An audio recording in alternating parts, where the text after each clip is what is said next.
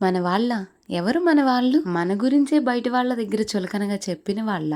అవసరం ఉన్నంత వరకు ప్రేమగా ఉండి అవసరం తీరినాక మాట మార్చే వాళ్ళ? రక్త సంబంధాలు దగ్గర చుట్టాలు కాదు మన వాళ్ళు. మనం కష్టంలో ఉన్నప్పుడు మనతో తోడున్న వాళ్ళు, మన ఓటమిని ఓదార్చిన వాళ్ళు, మన ముందు ఎలా ఉన్నారో మన వెనక కూడా అలా ఉన్న వాళ్ళే మన వాళ్ళు. ఇప్పుడు ఇదంతా నేను ఎందుకు చెప్తున్నాను అంటే, నమ్మి మోసపోవటం కన్నా ముందుగా జాగ్రత్త పడటం బెటర్ కదా. ఒక్కొక్కసారి నిజం తెలిసినా కూడా ఎవరిని మనం ఏమీ అనలేము. ఎండాకాలం వచ్చేసిందని చెప్పేసి అయితే మట్టి కుండ అయితే తీసుకున్నాము.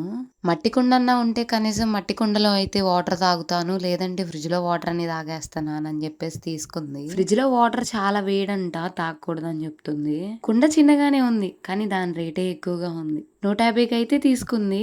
తీసుకోవచ్చు అంటారా? కామెంట్ చేసి చెప్పండి.